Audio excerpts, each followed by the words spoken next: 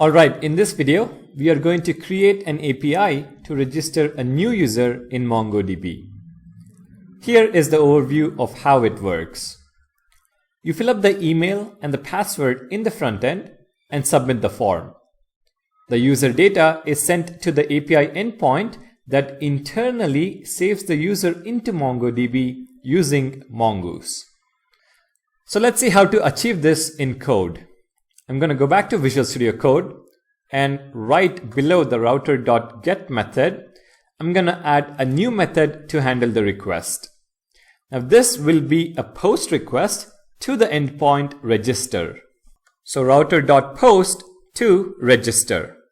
As a callback, we get access to the request and the response. Now within the function body, the first step is to extract the user information from the request body. So let user data is equal to request.body. Next, this user data has to be cast into the user model that Mongoose can understand. Remember, we created a user model in user.js right here. Let's import it in api.js. So const user is equal to require one folder up, so ...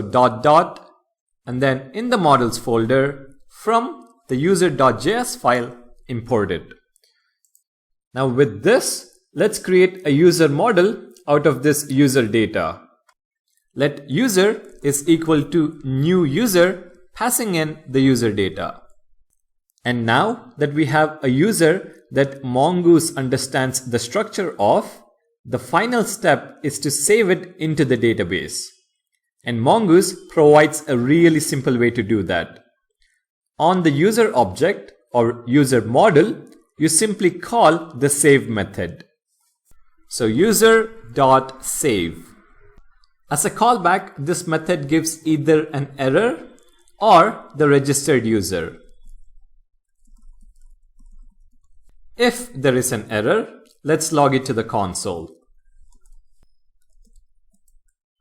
Else, let's send a status of 200 and also the details of the registered user. So res.status.send registered user. And that is our registration API.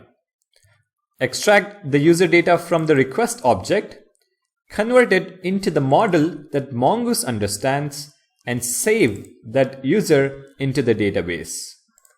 Now let's test this API to see if it works.